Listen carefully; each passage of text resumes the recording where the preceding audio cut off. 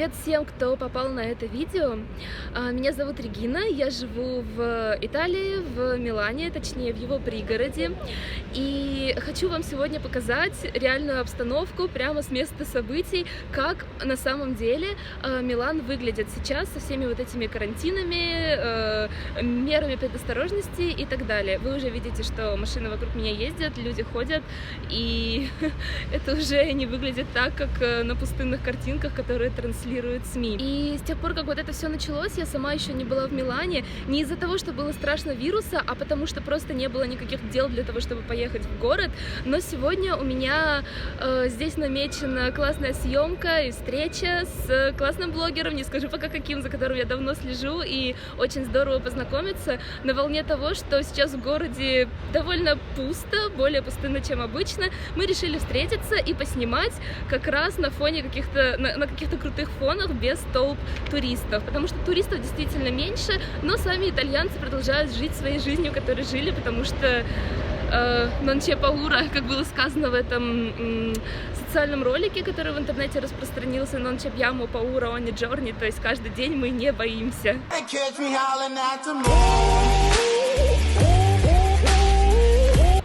Добралась я сюда сегодня на метро, и сейчас покажу вам, как это было. Людей, садящихся в вагон, примерно столько же, сколько и обычно.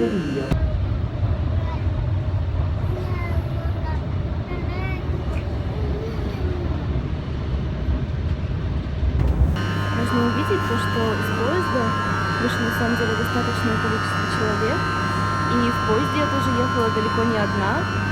Поезда работают, и сейчас пойдем разведывать метро. Так как у меня немножко насморк, я стояла сейчас в вагоне с носовым платком, и никто от меня не шарахался, это во-первых. Во-вторых, мужчина, который явно прям там рядом стоял, вот он идет на фоне, кстати, и видел, что я какая-то простуженная, тем не менее не побоялся там зайти со мной в лифт, заигрывать с круассаном, с малышом моим тут в коляске. И, то есть, говорю это для того, чтобы показать, паники никакой не наблюдается. Людей достаточно тоже в метро в это время, и мы сейчас идем. Так, а куда мы идем? Я пошла искать вход для коляски. Сейчас произошла такая милота необыкновенная. Здесь, в общем, в Италии обычно везде лифты для того, чтобы спускались колясочники, люди с детками, велосипедисты и так далее. Нет, хотя велосипедиста нет, но вот для тех, кто с колясками. Но на некоторых станциях таких лифтов нет, есть только специальные установки на лестницах для того, чтобы спускать именно инвалидов, но ребенка на такой вот коляске детской не спустишь. И я подошла в информационное бюро, там сидел такой молодой человек замученный, там и так целая толпа людей его о чем-то спрашивала. В общем, я спросила его, как я могу спуститься с ребенком, где здесь спуск специальный. Он сказал, что у нас, к сожалению, нет, но я могу вам помочь спуститься. Я не могу помочь вам поднять коляску с ребенком, потому что если ребенок упадет, то ответственность будет на нем, но если я возьму ребенка на руки, то он спустит коляску. И я так и сделала, притом коляска тяжеленная, потому что мы сегодня едем в Милан на целый день. Там вещей, всяких перекусов, моя камера, второй объектив. В общем, коляска реально тяжелая. Мало того, что она сама по себе тяжелая. И он ее спустил, а потом, закрыл прямо эту свою будку, ушел с рабочего места, помог мне спустить коляску. А потом я у него спросила, как бы я могла узнать, на каких вообще станциях есть лифты, а на каких нет. И он сходил к себе туда в будку, посмотреть, есть ли у него специальная карта. Не нашел, спустился обратно сюда и объяснил мне, где онлайн я могу найти эту карту. И теперь я знаю, на каких станциях метро мне можно спокойно выходить. Я знаю, что на лифте я везде поднимусь, и на каких станциях лучше с коляской все-таки не суваться.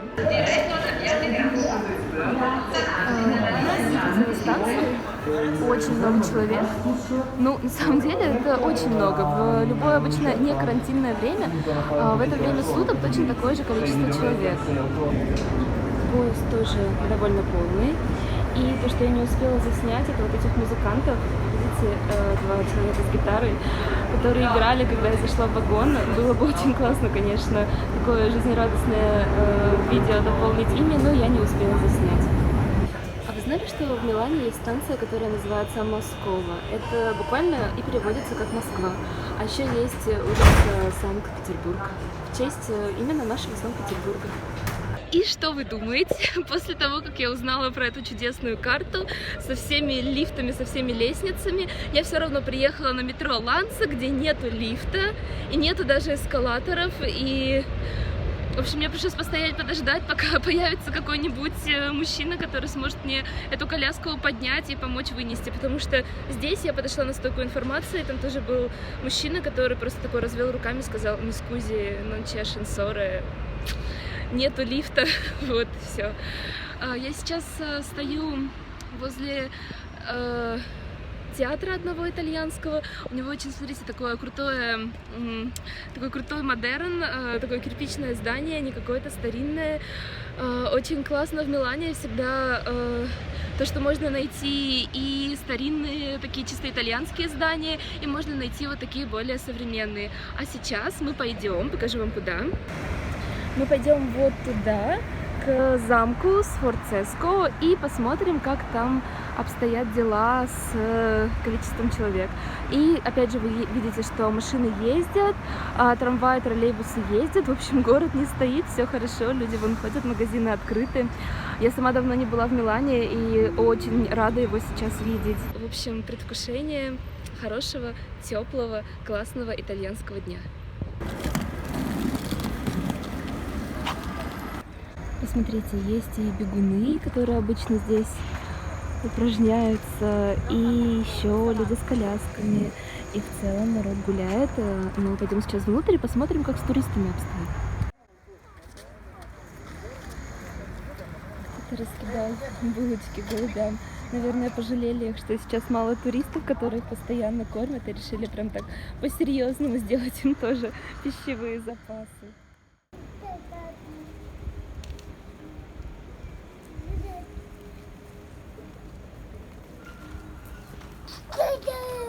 Да-да!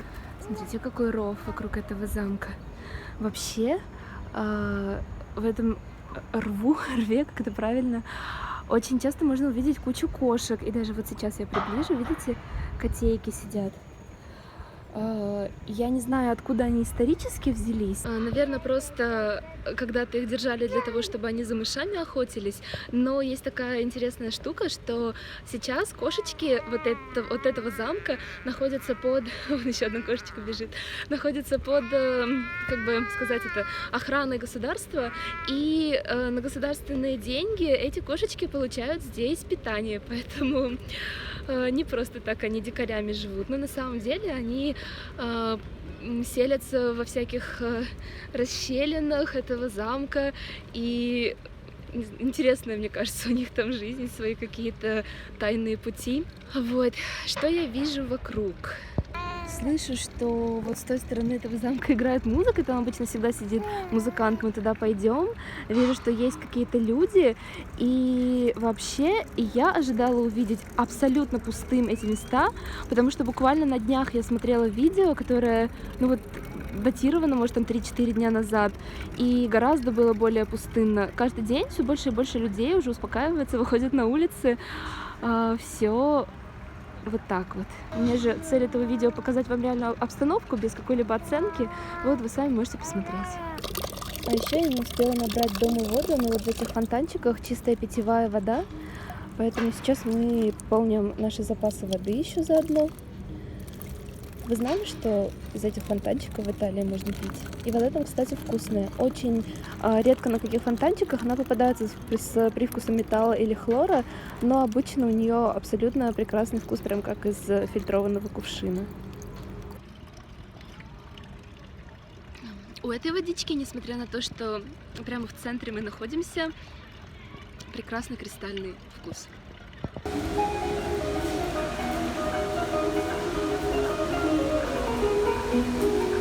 Ага, вот и музыкант.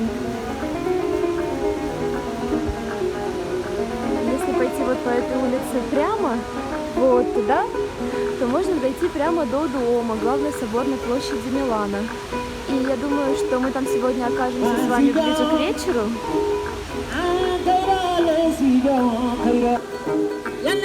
gɛlɛma.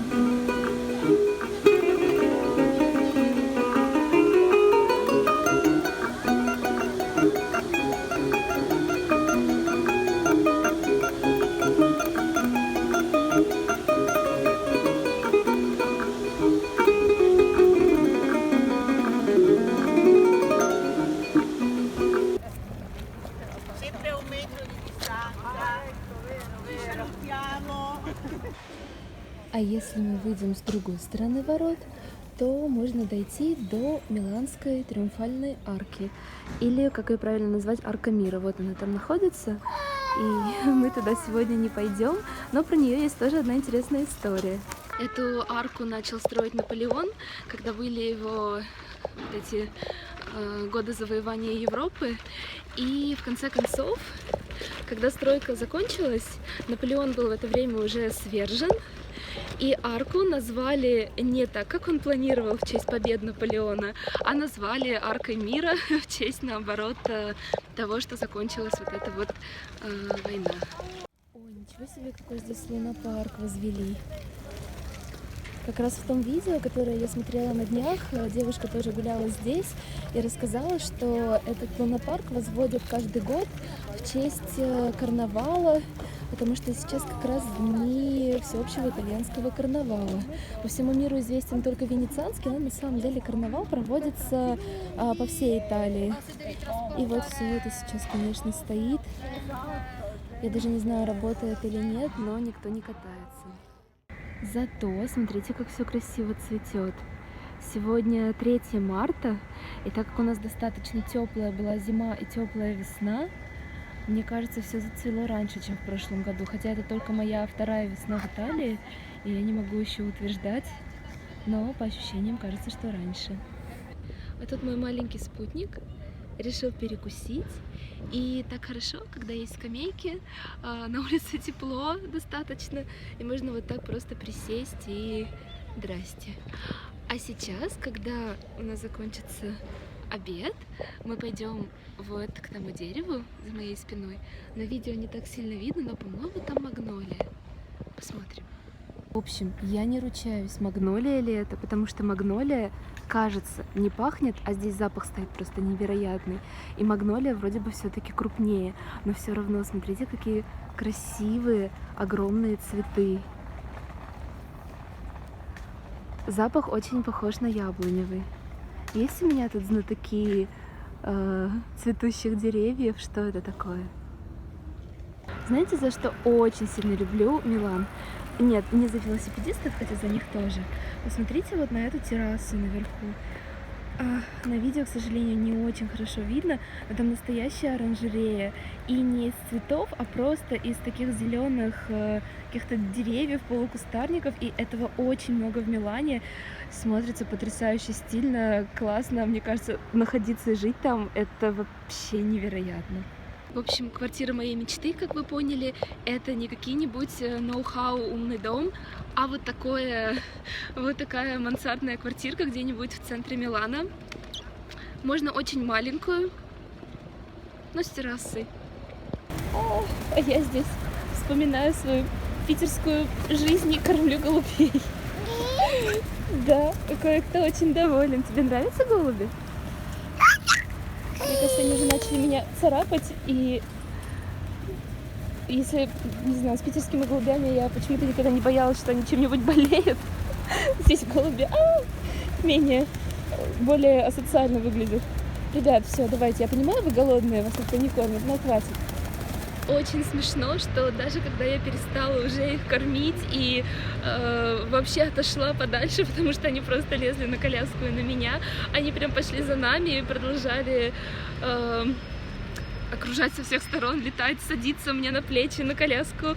Круассан, конечно, был счастлив, но все-таки пришлось отойти подальше, потому что такое чувство было, что они уже просто нас хотят сожрать.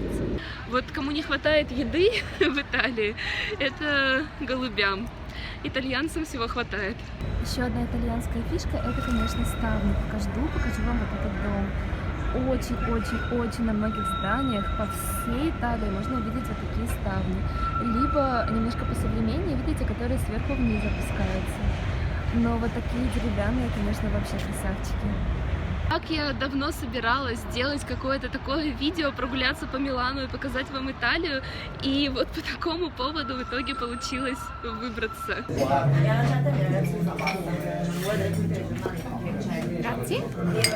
Здесь у нас винишко, просекко. Это борщ. Это борщ. Богиня вина и юмора. Да, тут сразу все. И вино, и юмор, и борщ. Дружок с хлебом. Я здесь отряжаюсь. Мы ждем еду. Что ты заказала? Я заказала ньокки и ну и вино. Ну и вино. А я заказала пельмешки, которые я все время забывала, как называются. Тортеллини. Привет, малыш. Такой вот раз и решил полежать во время обеда. Кто это у нас? Ой, ты что, ты что? Пожалуйста, можно я это не вырежу? Это будет лучший момент всего влога. А кто это у нас тут? Ты же понимаешь, что я не вырежу тот момент. Второе впечатление тоже может быть хорошее. Да, вот ты его сейчас активно доказываешь. Я сейчас эту красотку буду фотографировать, вы понимаете? Вот эту прекрасную, невероятную женщину я сейчас буду снимать в прекрасном, невероятном месте. С голым Наполеоном. С голым Наполеоном. Мы его сейчас обойдем, чтобы самые... Там такие ягодицы, грех пропустить.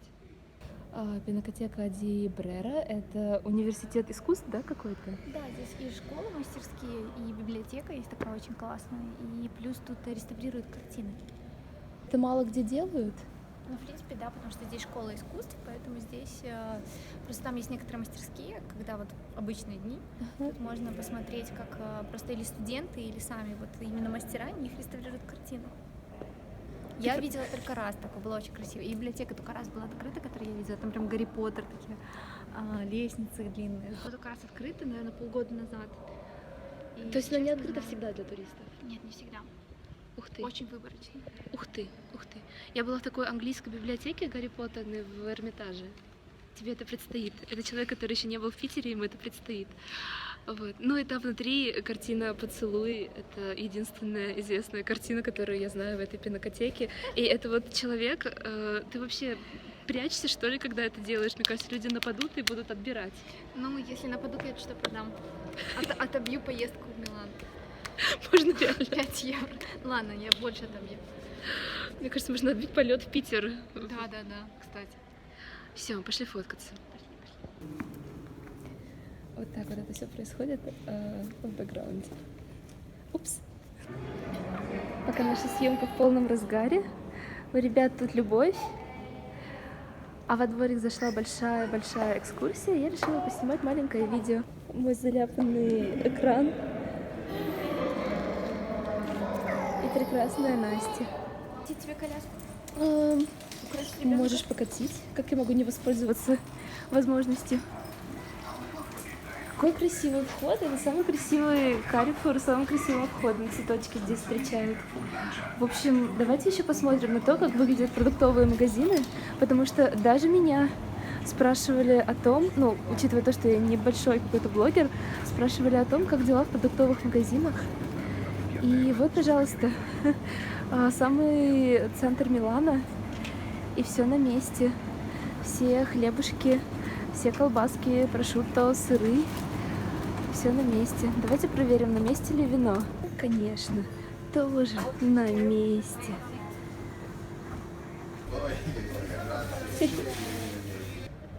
Настя хочет показать, что в Милане есть пальмы.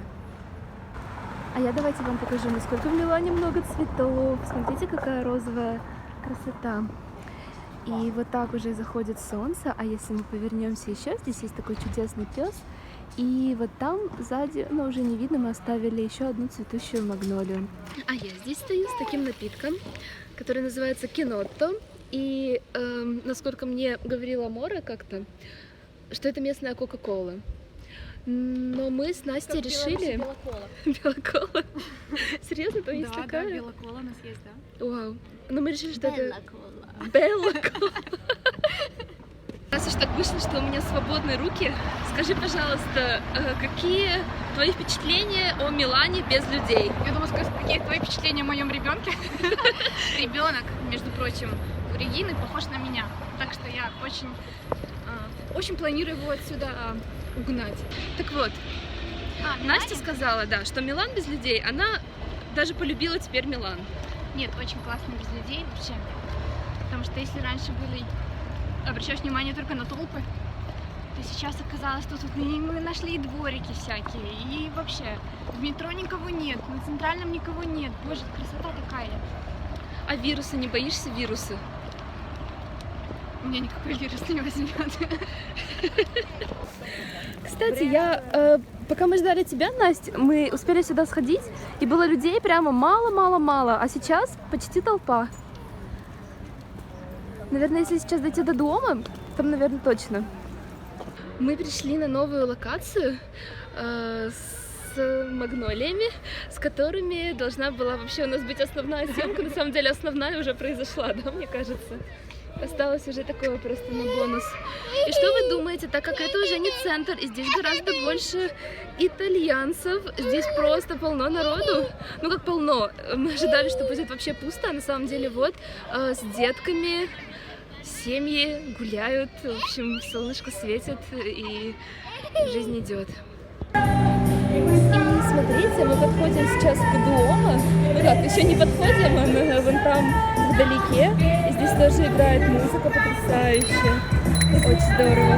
Я встретила вот такого товарища, который обещал рассказать, который активный путешественник.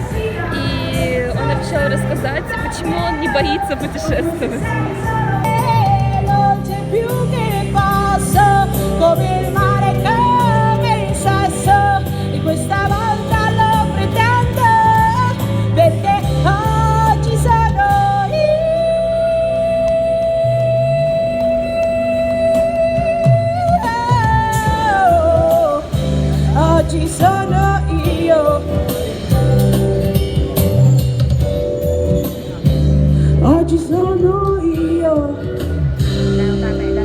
Okay, so tell me please, why you are not scared to come to Italy? Hi, my name is Ro. I'm from India.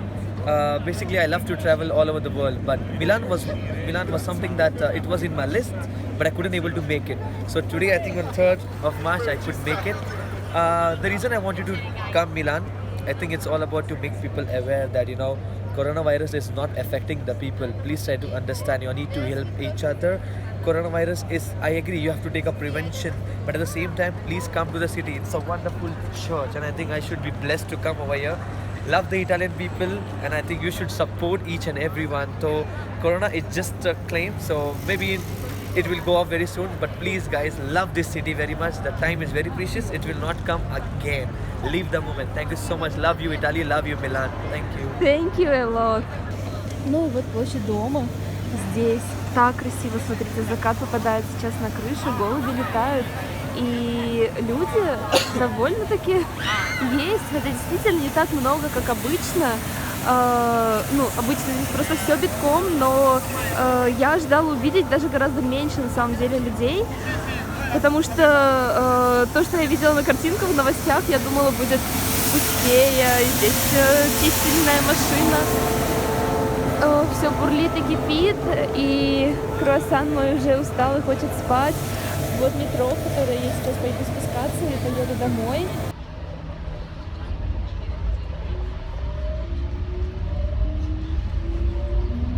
Вот и все, мы едем обратно домой.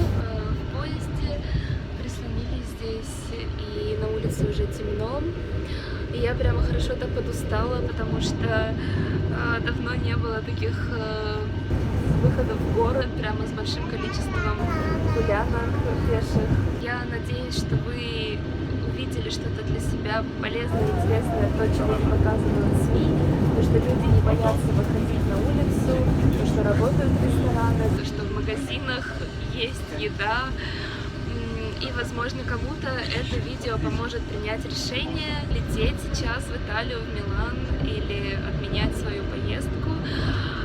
Дайте мне знать, если вам понравилось, напишите что-нибудь в комментариях, ставьте лайк, подписывайтесь на канал. И спасибо, что вы посмотрели это видео до конца.